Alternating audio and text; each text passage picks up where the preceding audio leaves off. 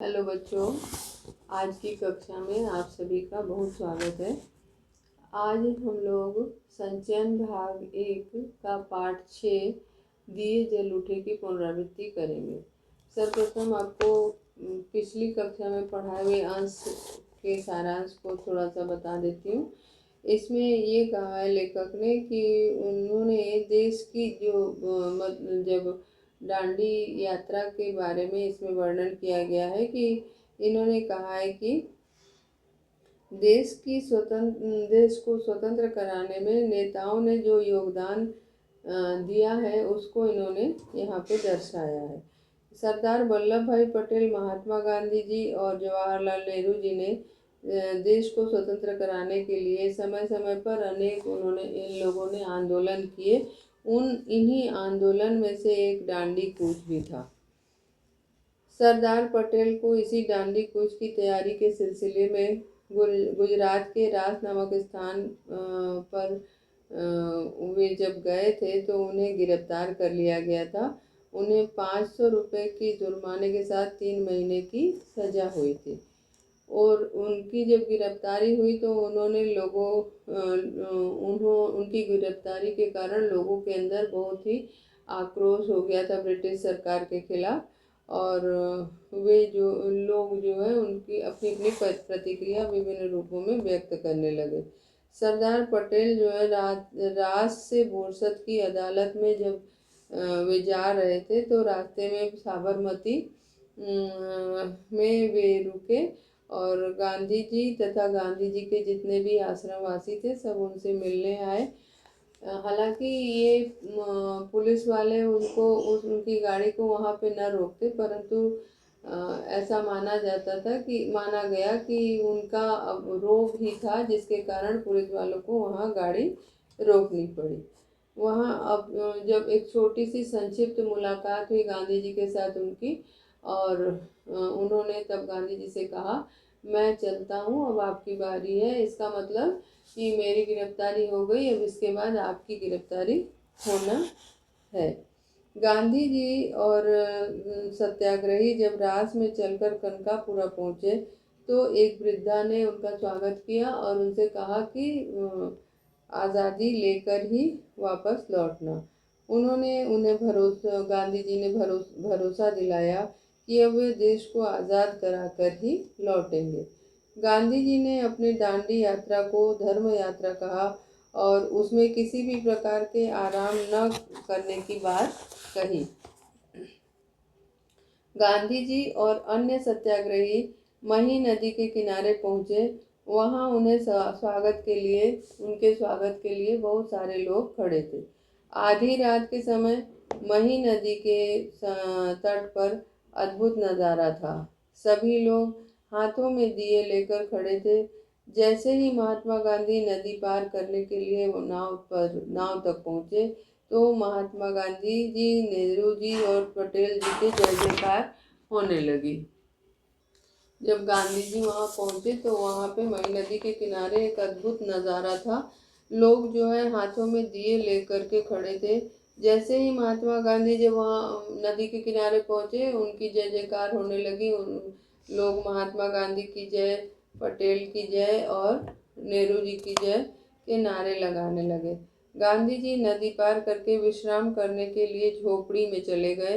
गांधी जी के पार उतरने के पश्चात लोग हाथों में दिए लिए वैसे ही खड़े थे, क्योंकि उन्हें लगा कि सत्याग्रहियों को भी उनके दिए की रोशनी की, प्रकाश की आवश्यकता है।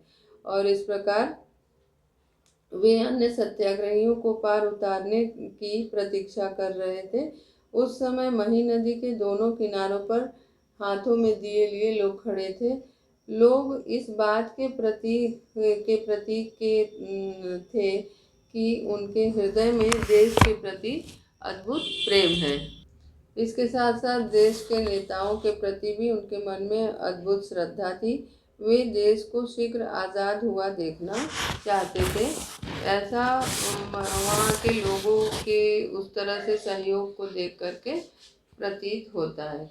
अब यहाँ पे ये कह रहे हैं कि गांधी जी से मिलने के लिए जब नेहरू जी आने के लिए बोले तो उसमें गांधी जी ने कहा कि इस प्रयाण की कठिनतम घड़ी, प्रयाण का अर्थ होता है यात्रा, ठीक है। तो प्रयाण की कठिनतम घड़ी में तुम मुझसे मिल रहे हो। प्रयाण यानी कि यात्रा।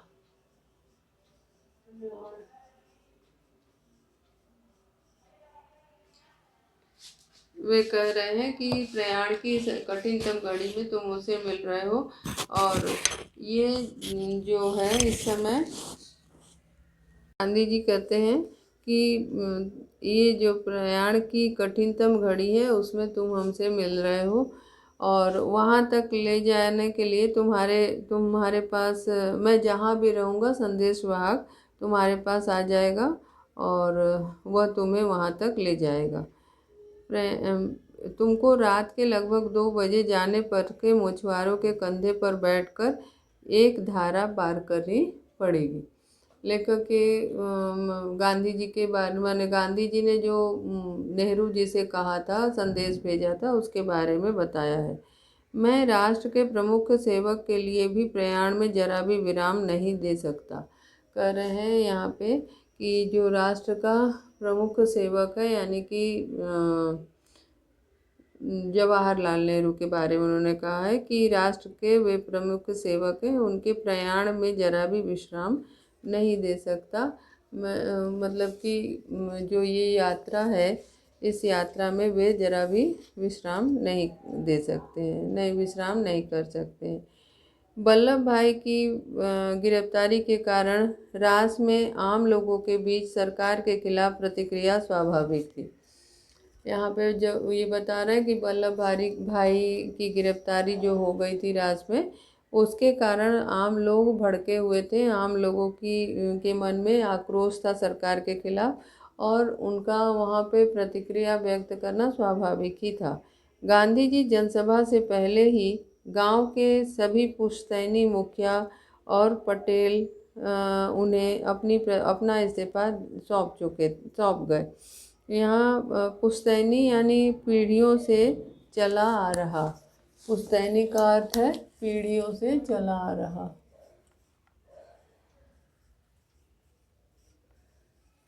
पुश्तैनी यानी पीढ़ियों से चला आ रहा। पुश्तैनी यानी कि पीढ़ियों से चला आ रहा। तो ये यहाँ पे बता रहे हैं कि जो पुश्तैनी ढंग से यानी पीढ़ियों से चला आ रहा जो इनका मुखिया का पद है, इस मुखिया के पद से उन्होंने और पटेल उन्हें अपना इस्तीफा दे, मतलब कि जितने लोग वहाँ थे वो उनका सरकार के खिलाफ बड़ा ही आक्रोश था, और उसी के विरोध में उन्होंने गांधी जी की जनसभा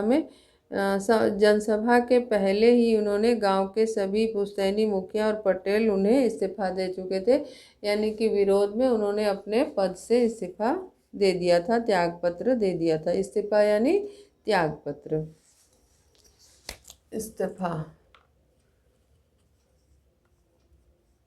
इस्तीफा का अर्थ है त्यागपत्र। सभी ने अपने विरोध में, सरकार के विरोध में अपने पद से इस्तीफा दे दिया था। गांधी जी ने दांडी कूच शुरू होने के पहले ही यह निश्चय कर लिया था कि वह अपनी यात्रा ब्रिटिश आधिपत्य वाले भूभाग से ही करेंगे। आधिपत्य का अर्थ है प्रभुत्व। आधिपत्य, आधिपत्य का अर्थ है प्रभुत्व। आधिपत्य का अर्थ है प्रभुत्व। तो यहाँ पे कह रहे हैं गांधी जी ने जब अपनी यात्रा शुरू की तो यात्रा से पहले ही उन्होंने निश्चय कर लिया था कि वह अपनी यात्रा ब्रिटिश आधिपत्य यानी ब्रिटिश का जहाँ पे प्रभुत्व हो उस वाले ऐसे वाले भूभाग से ही वे इस अपनी यात्रा को शुरू करेंगे। किसी राजघराने के इलाके में नहीं जाएंगे, लेकिन इस यात्रा में उन्हें थोड़ी देर के लिए बड़ौदा रियासत से गुजरना पड़ा। वे अपने मन में निश्चय उन्होंने कर लिया था कि वे किसी घराने के इलाके से नहीं जाएंगे, परंतु उन्हें इस थोड़ी देर के लिए बड़ौदा रियासत से होकर गुजरना पड़ा। इसका कारण ये था कि वे आगे बता रहे हैं कि ऐसा न करने पर यात्रा करीब 20 किलोमीटर लंबी हो जाती और इसका असर यात्रा कार्यक्रम पर पड़ता। वे इसका कारण ये बता रहे हैं कि अगर ये ऐसा न करते तो उनको 20 किलोमीटर की यात्रा, लंबी यात्रा करनी पड़ती, यानी कि ज़्यादा दूर तक घूम के जाना पड़ता। इसलिए उन्होंने अपनी यात्रा को थोड़ी देर के लिए अपना निश्चय था उसको उन्होंने बदला और बड़ौदा रियासत से वे गुजरे और इसका असर यात्रा कार्यक्रम पर उनके पड़ता। इसी कारण उन्होंने अपने निर्णय को बदल लिया। सत्याग्रही गांजे बाजे के साथ रास में दाखिल हुए। वहां गांधी को एक धर्मशाला में ठहराया गया, जबकि बाकी सत्याग्रही तंबुओं में रुके। कह रहे हैं यहाँ पे कि जो सत्याग्रही थे उन्होंने गाजे बाजे के साथ, यानी गाना बजाते गाते हुए वे लोग वहाँ पे पहुँचे और रास में वे दाखिल हुए। दाखिल होना माने प्रवेश किया। उन्होंने गाजे बाजे के साथ वहाँ पे प्रवेश किया। वहाँ गांधी को एक धर्म यात्रा में ठहराया गया। गांधी जी को एक धर्मशाला में ठहराया गया, जबकि बाकी सत्याग्रही तंबू में रुके थे। गांधी जी के लिए एक धर्मशाला की व्यवस्था की गई थी और बाकी लोग जो है, बाकी सत्याग्रही जो उनके अनुयायी थे, उनके साथ जाने वाले थे, वे तंबुओं में रुके थे। रास की आबादी लगभग 3000 थी, लेकिन उनकी जनसभा में 20,000 से ज़्यादा लोग थे। यहाँ ये बता रहे हैं कि रास की आबादी थी लगभग 20,000। वहाँ की जनसंख्या जो थी वो 20,000 की थी, लेकिन गांधी जी की जनसभा में लगभग 20,000 से ज़्यादा लोग वहाँ पे, उसकी जनसंख्या मात्र 3,000 थी, लेकिन गांधी जी के जितने सत्याग्रही थे वहाँ पे इकट्ठा हुए थे, उनकी संख्या लगभग 20,000 थी। मतलब उस गांव की जो जनसंख्या थी वह 3,000 थी मात्र, लेकिन सत्याग्रहियों के इकट्ठा हो जाने पे वहाँ की संख्या कितनी हो गई? 20,000 लोग वहाँ पे इकट्ठा हो गए। गांधी जी ने पटेल की गिरफ्तारी का जिक्र करते हुए कहा कि सरदार को यह सज़ा आपकी सेवा के पुरस्कार के रूप में मिली है। वहाँ पे गांधी जी ने वहाँ पे थोड़ा सा संक्षिप्त भाषण दिया लोगों को। तो उस भाषण में उन्होंने पटेल की गिरफ्तारी का जिक्र किया और कहा कि जिक्र उर्दू शब्द है जिसका अर्थ है उल्लेख करना। ठीक है, जिक्र का अर्थ क्या होता है? उल्लेख।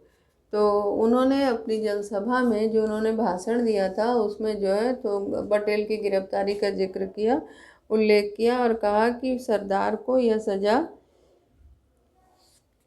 आपकी सेवा के पुरस्कार के रूप में मिली है।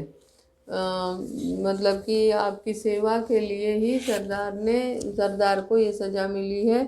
सरदार पटेल की जो गिरफ्तारी हुई उसको उन्होंने कहा कि आपकी सेवा के लिए ही उनको ये पुरस्कार के रूप में मिला है, यानी सज़ा उनको मिली है। उन्होंने सरकारी नौकरियों के इस्तीफे का उल्लेख किया और कहा कि कुछ मुखी और तलाटी गंदगी पर मक्खी की तरह चिपके हुए हैं।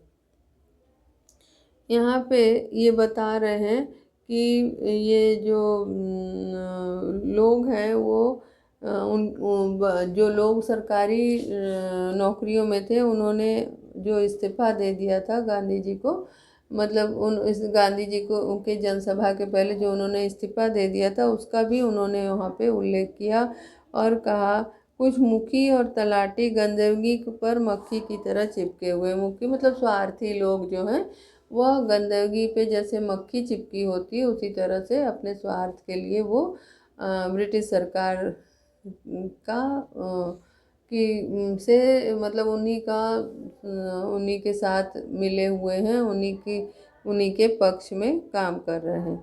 उन्हें भी अपने निजी स्वार्थ, तुच्छ स्वार्थ को भूलकर इस्तीफा दे देना चाहिए।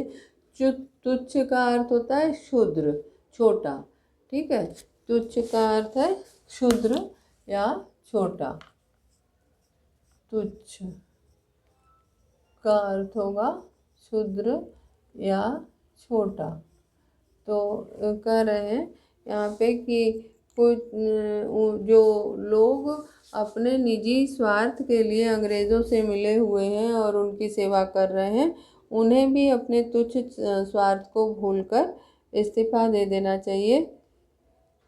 उन्होंने कहा, आप लोग कब तक गांवों को चूसने में अपना योगदान देते रहेंगे? सरकार ने जो लूट मचा रखी है उसकी ओर से क्या अभी तक आपकी आंखें नहीं खुली हैं? गांधी जी ने लोगों को समझाते हुए कहा कि आप जो है अभी तक सजग नहीं हुए हैं, सचेत नहीं हुए हैं। सरकार जो चूस रही है यानी सरकार जो अत्याचार कर रही है उसको देख करके आपकी आंखें अभी तक नहीं खुली हैं, यानी कि आप सचेत नहीं हुए हैं। आपको भी इस लूट, सरकार के द्वारा किए गए लूट के खिलाफ कदम बढ़ाना चाहिए, माने आपको भी उनका विरोध करना चाहिए। गांधी जी ने रास में भी राजद्रोह की बात पर जोर दिया और कहा कि उनकी गिरफ्तारी अच्छी बात होगी। सरकार को खुली चुनौती देते हुए उन्होंने कहा, अब फिर बादल घिर आए हैं या कहो सही मौका सामने है। यहाँ पे लेखक ये बता रहे हैं, लेखक ये कहते हैं कि गांधी जी ने रास में भी राजद्रोह की बात पर जोर दिया। रास में जो सरकार के खिलाफ किया जा रहा था, दांडी यात्रा की जा रही थी, उसको उन्होंने कहा कि ये तो राजद्रोह है और कहा कि उनकी गिरफ्तारी अगर हुई इस राजद्रोह के खिलाफ, माने सरकार के खिलाफ जाने से अगर उनकी गिरफ्तारी हो गई तो ये एक अच्छी बात होगी। सरकार को खुली चुनौती देते हुए उन्होंने कहा कि अब फिर बादल घिर आए हैं। अब फिर बादल घिर आए हैं का मतलब जो एक तरह से सरकार के ऊपर एक तरह से परेशानी आ गई है और या कहो सही मौका सामने आया है, या तो कहिए कि ये मौका हम लोगों के लिए, हम देशवासियों के लिए सही है। और कहा कि उनकी गिरफ्तारी अच्छी बात होगी।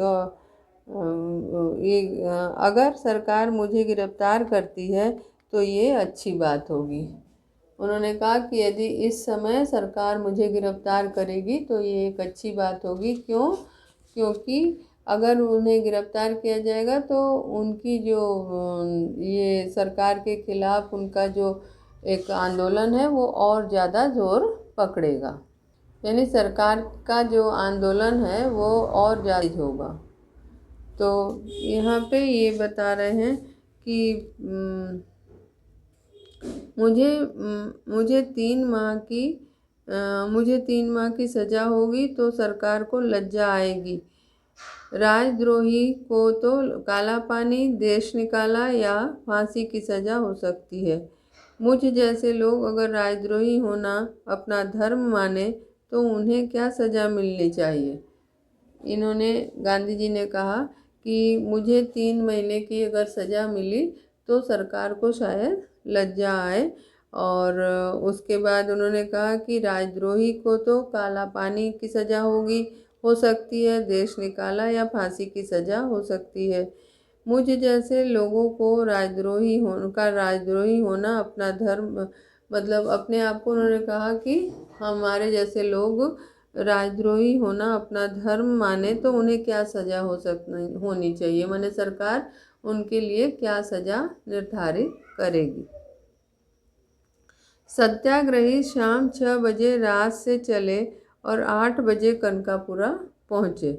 उस समय लोग यात्रा से कुछ थके हुए थे और कुछ थकान इस आशंका से थी कि मही नदी कब और कैसे पार की जाए।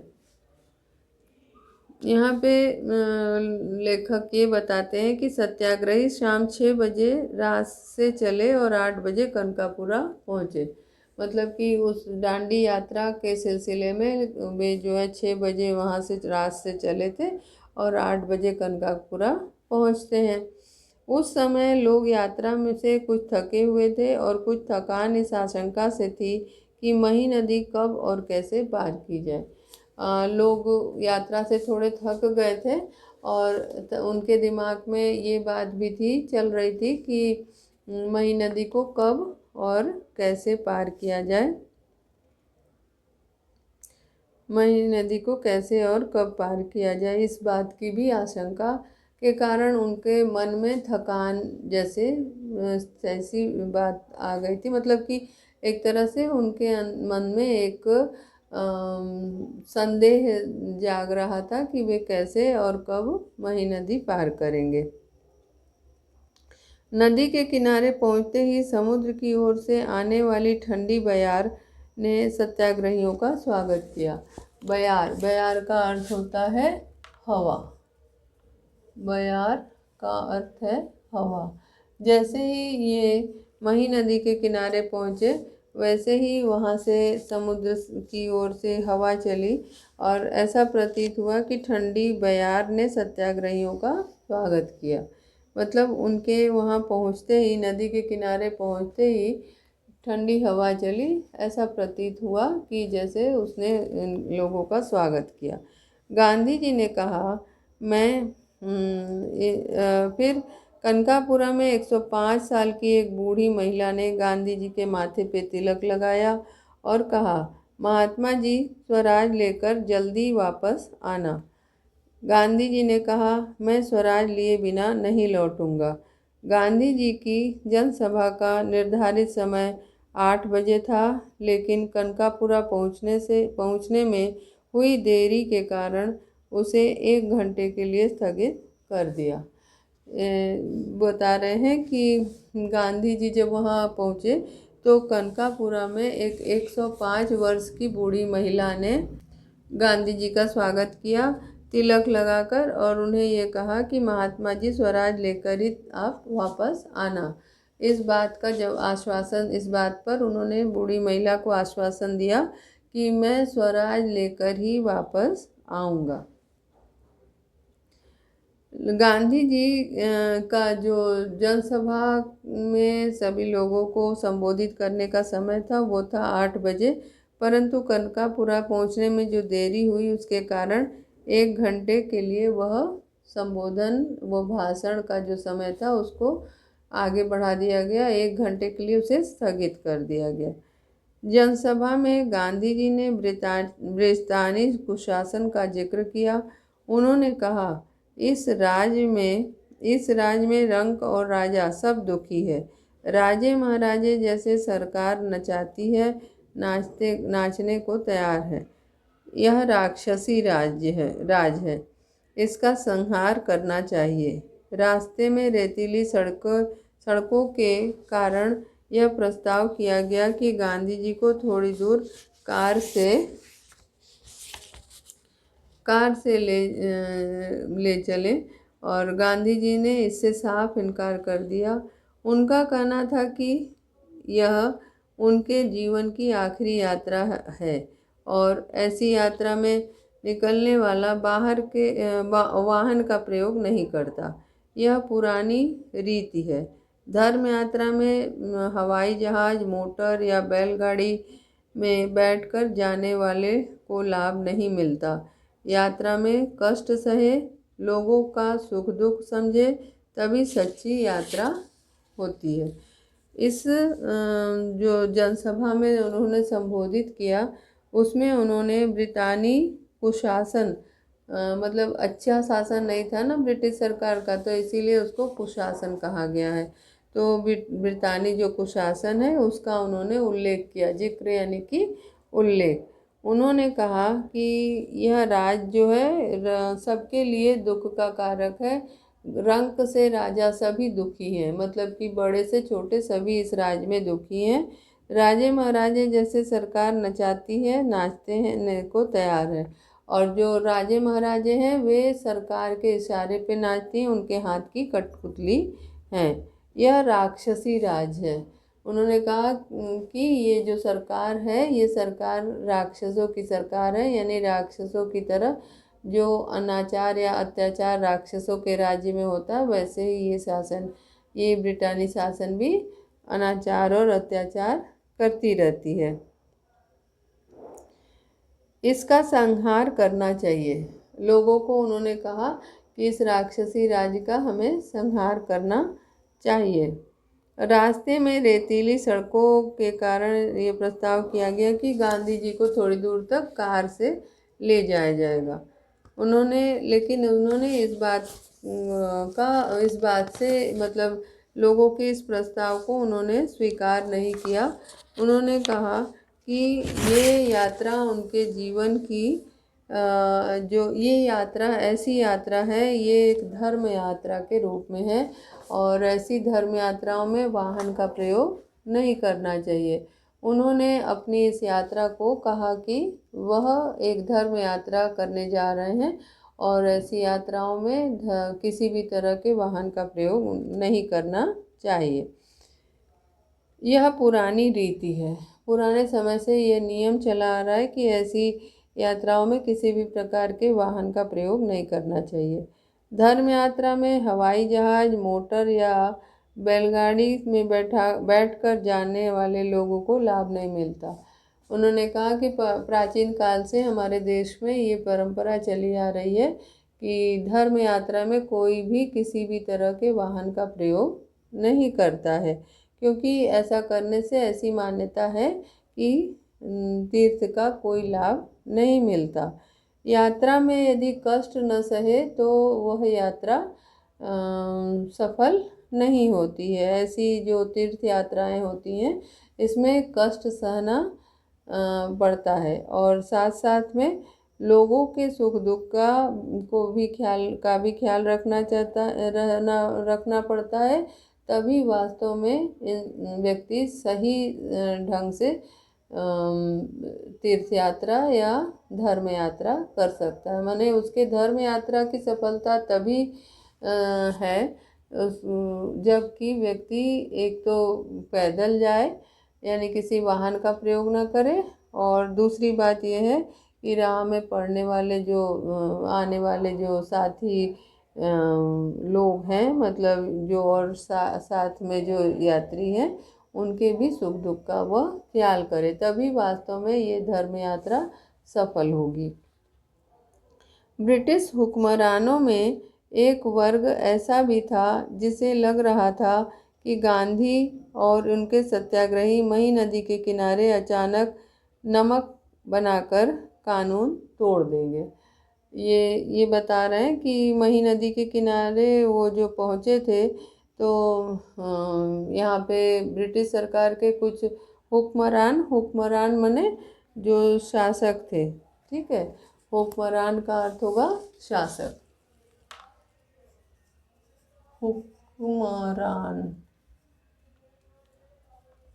हुक्मरान का अर्थ होगा शासक। तो ब्रिटिश शासक जो थे हुक्मरान यानी ब्रिटिश शासक जो थे, उन लोगों का ये वो था कि शायद गांधी जी और सत्याग्रही मही नदी के किनारे अचानक पहुंचेंगे और नमक बनाकर वे कानून तोड़ देंगे। समुद्री पानी नदी के तट पर काफ़ी नमक छोड़ जाता है, जिसकी रखवाली के लिए सत्याग्रही सरकारी नौकर नमक चौकीदार रखे गए थे। मतलब कि यहाँ पे ये कह रहे हैं कि सरकारी जो नमक है, जो पानी, समुद्र का पानी नमक छोड़ जाता है, उसकी चौकीदारी के लिए चौकीदार रखे गए हैं, उसकी रखवाली के लिए चौकीदार रखे गए थे। तो यहाँ पे ये बता रहे हैं कि उन लोगों को डर था कि गांधी जी यहाँ पे आएंगे और अपने सत्याग्रहियों के साथ वो नमक बनाकर यहाँ से चले जाएंगे। तो गांधी जी ने भी कहा कि यहाँ नमक बनाया जा सकता है, परंतु गांधी जी को जो जानते समझते लोग थे, जानने समझने वाले लोग थे, वे इस बात से सहमत नहीं थे। उनका मानना था कि गांधी जी कोई भी काम चोरी छुपे नहीं करेंगे, उनका कोई भी काम ऐसा नहीं होगा कि जो चोरी से किया गया हो। आज बस इतना ही, फिर अगली कक्षा में पढ़ेंगे। धन्यवाद।